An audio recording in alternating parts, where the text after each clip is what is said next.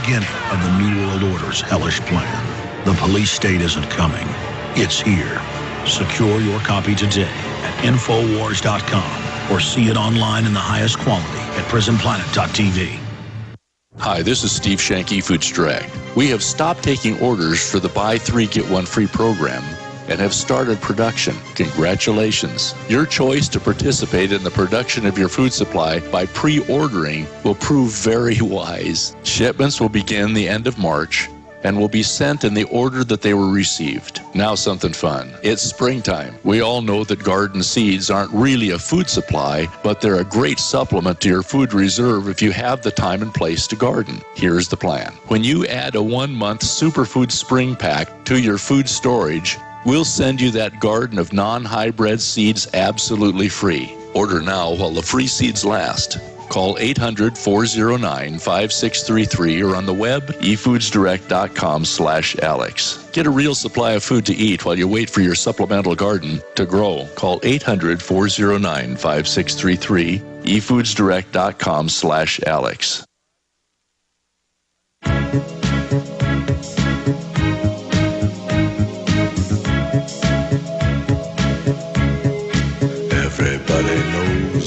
Okay, let's go to this video piece breaking down that you need to have 2.1 children per family to just keep the population. And the entire West, including Japan, every industrialized nation, is not having anywhere near that. We are dying, ladies and gentlemen. And it's in the West where they're really teaching people not to have children. Here's the clip. From the time of the cavemen all the way until today, humanity continues to exist because each generation of people has produced another generation to replace itself. Scientists have figured out how many people need to be born each generation to replace the generation before. That number is 1 person per person. All things being equal, this creates perfect demographic balance. Since women are the only ones who can have children, replacing every person on Earth means each woman needs to have 2 children, one to replace her, and the other to replace the man, who cannot have children. The total fertility rate is the average number of children each woman in a society is having. This number shows us if a society is growing or shrinking. In developed countries, the replacement birth rate is 2.1 children per woman. This will keep the population stable, but even that is assuming that every woman has children and that there are no wars, famines, or disease. In the real world, disasters happen all the time, and sadly not all children reach adulthood, especially in poor countries. This pushes their replacement rate up to 3.3 children per woman. Since not every woman wants to have children, in order to keep the population stable, some women need to have more than 2.1 children to balance the birth rate with the women who are only having 1 or no children at all. Maintaining this balance is of the utmost importance. If society does not at least replace itself every generation, human numbers begin to fall exponentially. Economic and social problems appear as elderly people retiring begin to outnumber young people entering the workplace. This is already happening all over the developed world. Many of the world's nations are only barely replacing themselves, while a growing majority have birth rates below replacement, some as low as 1.8 or even 1.2 babies per woman. Many societies are facing a very real danger: extinction. Think about it, folks. Okay, let's go to the next clip. Food, there's lots of it, because people say, okay, well, there's not enough food. No, they pay Western farmers worldwide not to produce food. Let's go to that clip. According to believers in overpopulation, there are so many of us on the planet that food production cannot possibly keep up. However, according to both the UN's Food and Agricultural Organization and the World Food Program, there is currently enough food on the planet for everyone to be well fed. Not only that, but we're growing this food on less land than we did in the past. This is why in the United States, for example, the government can afford to pay farmers not to grow food, but instead return their farmlands to the wild. Modern technology also allows us to grow food on land where it would have been impossible to do so, even a few years ago. Agricultural experts even believe that Africa, if cultivated using modern farming methods, could eventually feed the whole world, all by itself. Then why are people in many parts of the world starving? The World Food Program lists key causes of hunger, and overpopulation is not on that list. War, one of the leading causes of world hunger, destroys crops and disrupts relief efforts. Widespread poverty prevents many from buying the food that they need. And a lack of infrastructure means that there isn't a reliable way to transport food to areas that need it. This is why reducing the number of hungry people will not make the remaining people less hungry. Those who have access to the food will continue to have access to it, and those who don't will still be hungry. Reducing population will not magically cause food to be spread around equally. And blaming overpopulation for everything does nothing but distract us from the real problems that we actually have. Think about it. Perfectly done, absolutely accurate. That is the facts. The West is dying, and the British Royal Commission by eugenicists, by the British government in 1949, said if we industrialize Latin America, Africa, and Asia, they will stop having even their replacement rate like the West. That trend had already kicked in many Western countries. But they said if we do industrialize them, though, that will make them politically powerful, and then we can't control them through finance and military. So they said what we're going to do is we're going to block economic development and industrial development. Then there will be a giant population bloom, but we'll come in with other corrective measures like sterilization, cutting off food and water with war.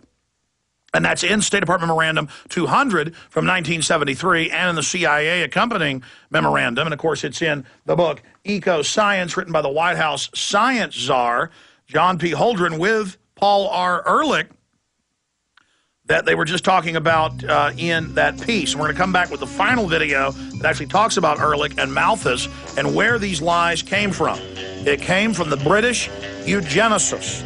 Now, we're going to cover proto-eugenics, the roots of the roots, to understand this and what the world government's stated goal is. For the New World Order, world government's only the beginning. Forced global extermination of 80 to 99%. They debate if they'll kill us all. This is public. We'll be right back. We're on the march. The empire's on the run. Alex Jones and the GCN Radio Network.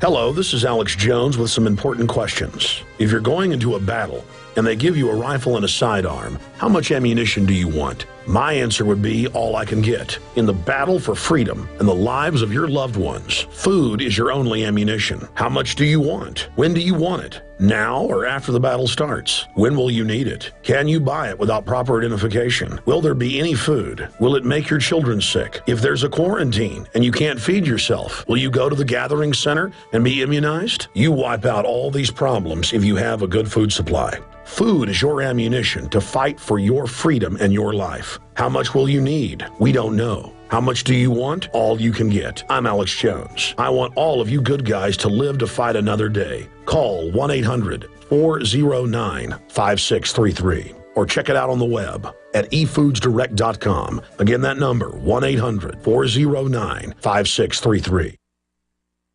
They helped to create a new world order. We are part of a new world order. A new world order based upon collective action. Invisible Empire is a damning indictment of the globalists through their own words and documents. The new world order really is a tool for addressing a new world of possibilities. It means all the world under their control. The United Nations would take over America.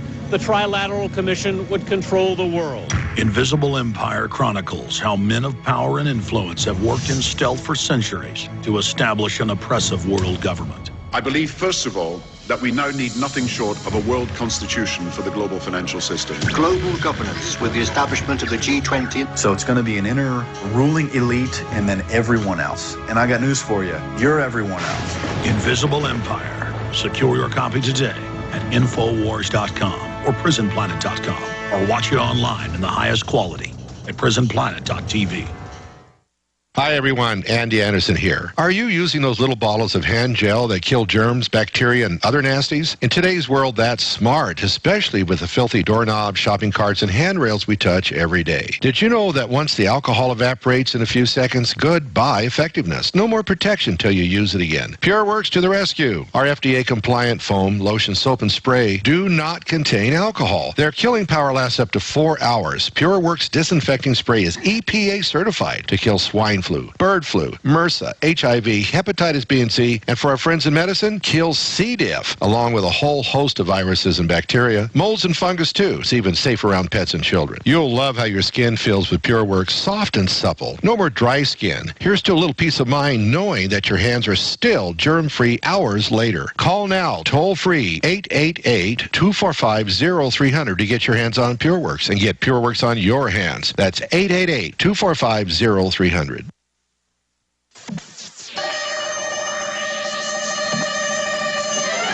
Waging war on corruption. Alex Jones on the GCN Radio Network. Okay, I want to get into how race is used to control and divide and conquer. I want to talk about the reality of where this self-induced mental illness is going here in just a moment.